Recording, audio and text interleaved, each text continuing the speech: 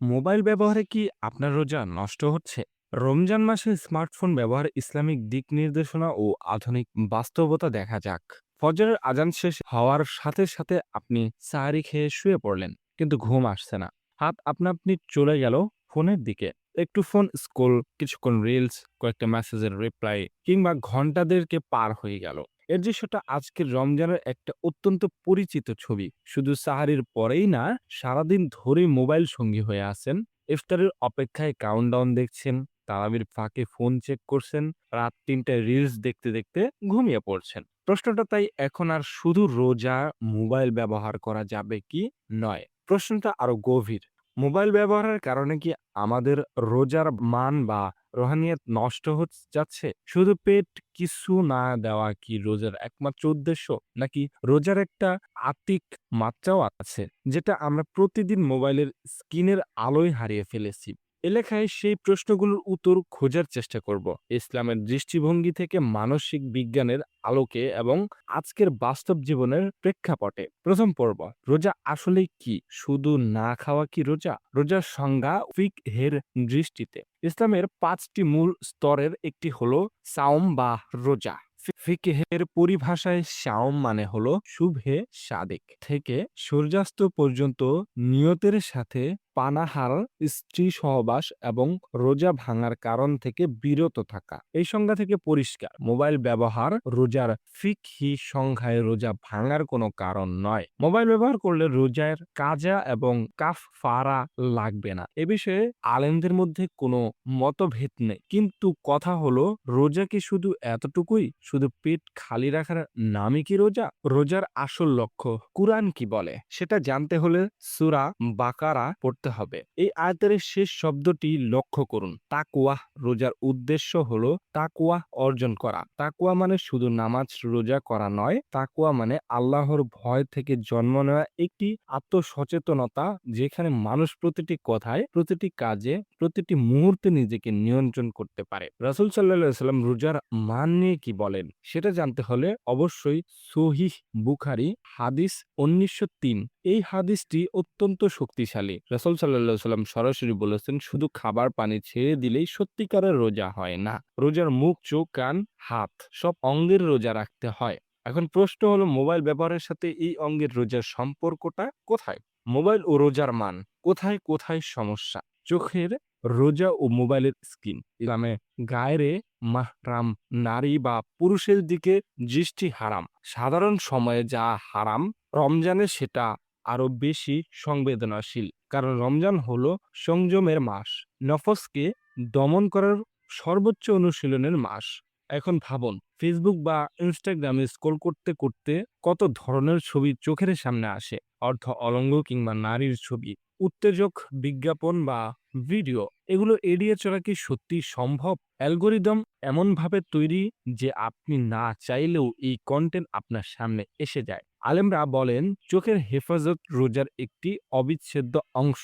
সাহাবায়ে কেরাম রমজানে অত্যন্ত সতর্ক থাকতে, যাতে চোখ দিয়ে কোনো হারাম বস্তু না দেখা যায়। কানের রোজা ও অডিও ভিডিও কন্টেন্ট। গান শোনা নিয়ে ইসলামিক স্কলারদের মধ্যে মতপার্থক্য আছে, তবে অধিকাংশ আলেমের মতে বাদ্যযন্ত্র সহ গান শোনা এবং অশ্লীল গান শোনা হারাম। আর রমজানে এটা আরো বেশি গুরুত্বপূর্ণ।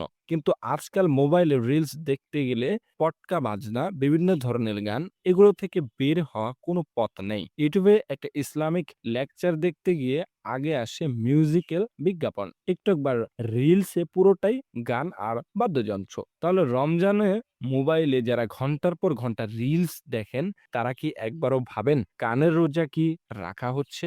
এরপর রয়েছে জিহ্বার রোজা ও সোশ্যাল মিডিয়া। জিহ্বার রোজা মানে শুধু মুখে কিছু না খাওয়া নয়। জিহ্বার রোজা মানে মিথ্যা না বলা, গীবত না করা, কারো নামে মিথ্যা অপবাদ না দেওয়া, ঝগড়া বিবাদ না করা। এখন একটু চিন্তা করুন, সোশ্যাল মিডিয়ার রাজনৈতিক পোস্টে কমেন্ট করতে গিয়ে আমরা কি ধরনের ভাষা ব্যবহার করি?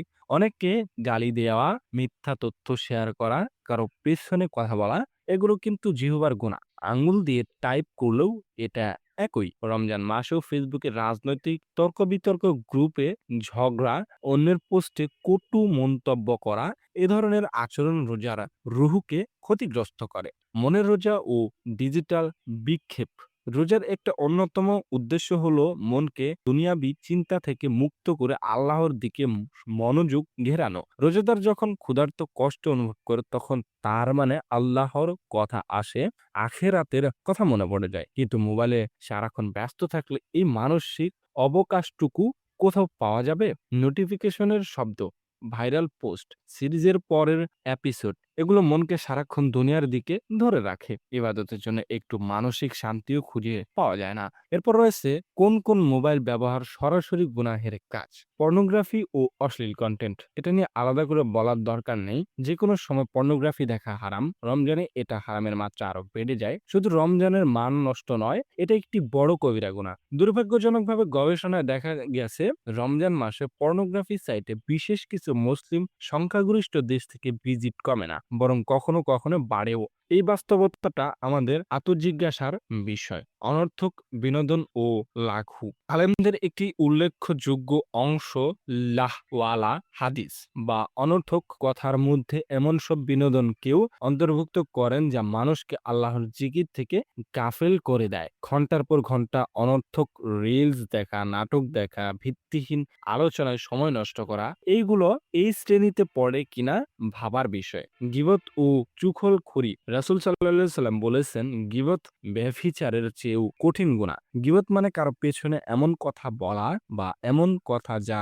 সে অপছন্দ করত, যদিও কথাটা সত্য। ফেসবুকে কোনো সেলিব্রিটি বা পরিচিত মানুষের পোস্টে নেতিবাচক মন্তব্য করা, গ্রুপে কারো বিষয়ে আলোচনা করা, স্ক্রিনশট শেয়ার করে কাউকে ছোট করা এগুলো কি গীবত নয়? আর এই কাজগুলো রমজানে হলে কি রোজার মান থাকে? মিথ্যা তথ্য ও ফেক নিউজ শেয়ার করা। রমজানে বিভিন্ন ভুয়া হাদিস, মিথ্যা ফজিলতের গল্প, ভিত্তিহীন ধর্মীয় তথ্য সোশ্যাল মিডিয়ার ভাইরাল হয়। না জেনে এগুলো শেয়ার করলেও গুনাহ। রাসূল সাল্লাল্লাহু আলাইহি সাল্লাম বলেছেন যে ব্যক্তি জেনে শুনে আমার নামে মিথ্যা কথা বলে সে যেন তার ঠিকানা জাহান্নামে বানিয়ে নেয়। ভুয়া হাদিস শেয়ার করা এই গুরুতর গুনার অন্তর্ভুক্ত। চতুর্থ পর্ব, মোবাইল ব্যবহার কি রোজার সওয়াব কমিয়ে দেয়? এটার জন্য সুনানে ইবনে মাজাহ হাদিস ১৬৯০ পড়তে হবে। এই হাদিসটি অত্যন্ত চিন্তার উদ্রেক করে। রাসূল সাল্লাল্লাহু আলাইহি সাল্লাম বলেছেন, শুধু পেট খালি রেখে দিন পার করলেই রোজার পুরো সওয়াব পাওয়া যায় না। অনেকের ক্ষেত্রে হয়তো শুধু ক্ষুধার তেষ্টাই থাকে, সওয়াব তেমন জমে না। মোবাইলে সারাদিন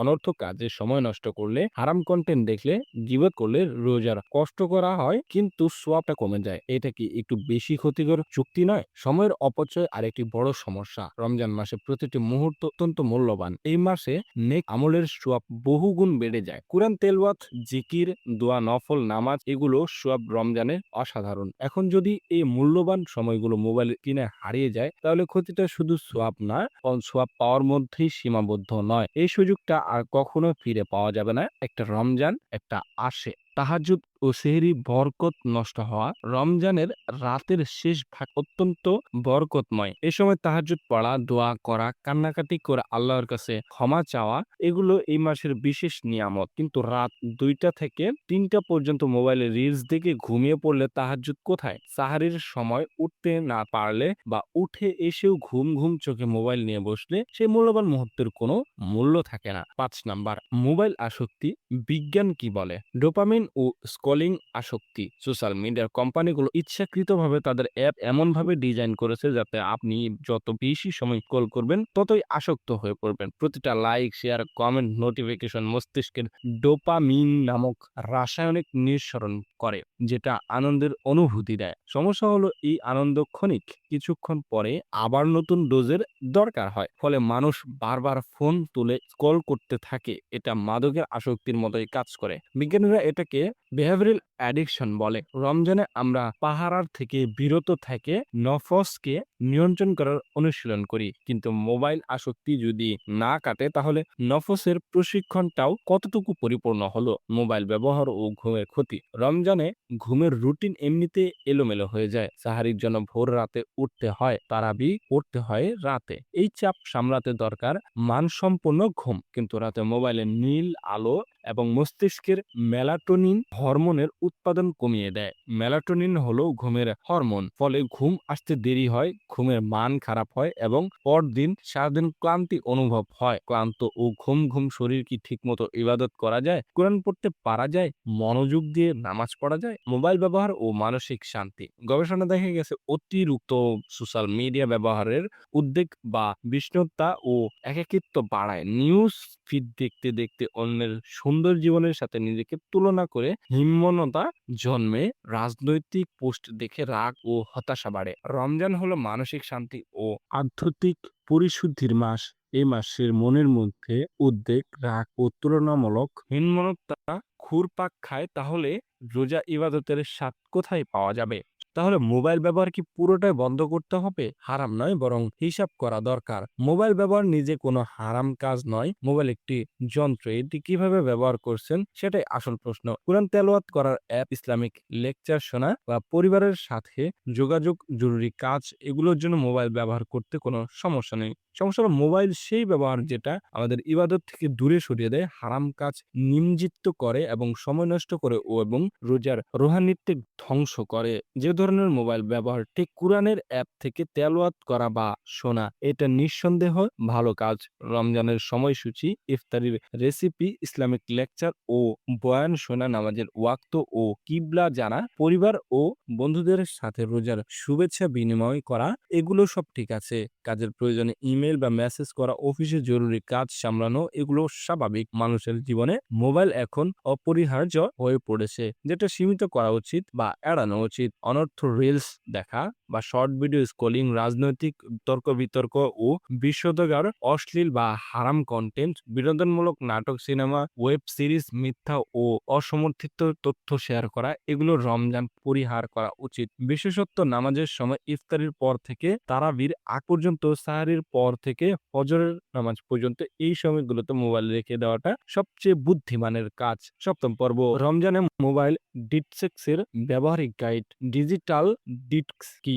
ডিজিটাল ডিটক্স হলো নির্দিষ্ট সময়ের জন্য ডিজিটাল ডিভাইস এবং মোবাইল, ট্যাবলেট, ল্যাপটপ ও থেকে বিরত নেওয়া। রমজান এই ডিটক্সের সবচেয়ে আদর্শ সময়, কারণ এমনিতে অনেক কিছু ছাড়ার প্র্যাকটিস চলছে। দৈনিক রুটিন কেমন হওয়া উচিত? ফজরের আজান থেকে সকাল ৯টা পর্যন্ত এই সময়টা মোবাইল একদমই বন্ধ রাখুন। ফজরের নামাজ, কোরআন তেলাওয়াত, সকালের দোয়া, জিকির, এটাই হোক প্রথম কাজ। সকাল ৯টা থেকে দুপুর পর্যন্ত কাজের প্রয়োজনে মোবাইল ব্যবহার করতে পারেন, তবে সোশ্যাল মিডিয়া থেকে বিরত থাকুন।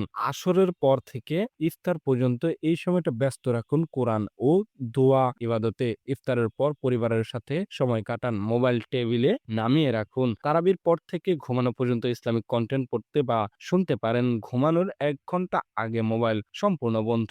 স্ক্রিন টাইম কমানোর বাস্তব পরামর্শ। প্রথম কাজ হলো মোবাইলের সোশ্যাল মিডিয়ার অ্যাপগুলো নোটিফিকেশন বন্ধ করুন। নোটিফিকেশন আসলে ফোন হাতে নিতেই হয়, সেটা বন্ধ হলে অটোমেটিক ব্যবহার কমে যাবে। দ্বিতীয়, ফোনে স্ক্রিন টাইম লিমিট সেট করুন। অ্যান্ড্রয়েড এ ডিজিটাল ওয়েলবিং এবং আইফোনে স্ক্রিন টাইম ফিচার দিয়ে নির্দিষ্ট অ্যাপের ব্যবহার সীমিত করা যায়। তৃতীয়, ঘুমানোর সময় ফোন বেডরুমে বাইরে রাখুন। আলাদা অ্যালার্ম ঘড়ি ব্যবহার করুন যাতে ফোন বিছানার কাছে না থাকে। চতুর্থ, ফেসবুক ও ইনস্টাগ্রামের নিউজ ফিড ব্লক করার এক্সটেনশন বা অ্যাপ ব্যবহার করুন। এতে প্রয়োজনে মেসেজ করা যাবে, কিন্তু অনর্থক স্ক্রলিং হবে না। রমজানের বিকল্প কার্যক্রম। মোবাইল থেকে সরে এসে কোথায় সময় দিবেন সেটা না ভাবলেও মোবাইল ছাড়া কঠিন হয়ে পড়বে। কোরআনের তেলাওয়াত ও অর্থ বোঝার চেষ্টা করুন। প্রতিদিন অত্যন্ত ২ পৃষ্ঠা কুরআন পড়লে এই রমজানে খতম দেওয়া সম্ভব। পরিবারের সাথে ইফতারের পর বসে কথা বলুন। মোবাইল ছাড়া অনেক পরিবার বছরের পর বছর একসাথে বসেও কেউ কারোর দিকে তাকায় না, সবার চোখ ফোনে। এই রমজানে সেই অভ্যাস ভাঙার সুযোগ নিন। মোবাইলকে ইবাদতের সহায়তার ব্যবহার করুন। কোরআনের অ্যাপ কোরআন.com, আই কুরআন এবং এআই কুরআন, এগুলো চমৎকার অ্যাপ। শুধু তেলাওয়াত নয়, বাংলা অনুবাদ ও তাফসীর পড়া যায়। গাড়িতে যেতে যেতে, রিকশায় বসে, বিরতির ফাঁকে কুরআন শোনা যায়। হাদিস ও ইসলামিক জ্ঞানের অ্যাপ হাদিস কালেকশন এবং সুন্নাহ.com, এগুলোতে সহিহ হাদিস পড়া যায়। যে হাদিসটা কারো কাছ থেকে শুনলো সেটার রেফারেন্স চেক করতে পারেন। মিথ্যা হাদিস শেয়ার করা গুনাহ থেকে বাঁচার এটাই সেরা উপায়। দোয়া ও জিকিরের অ্যাপ হিসনুল মুসলিম বা ফরট্রেস অফ দ্য মুসলিম, এই অ্যাপ সকাল সন্ধ্যার দোয়া, বিভিন্ন পরিস্থিতির দোয়া, পাওয়া যায়। ঘুম থেকে উঠে মোবাইলের নোটিফিকেশন চেক না করে সকালে দোয়া পড়ুন। এটাই ভালো অভ্যাস। ইসলামিক লেকচার ও পডকাস্ট ইউটিউবে ডক্টর জাকির নায়েক, শায়েখ ইয়াসির কাদি, মুফতি ম্যানকো বা বাংলায় বিভিন্ন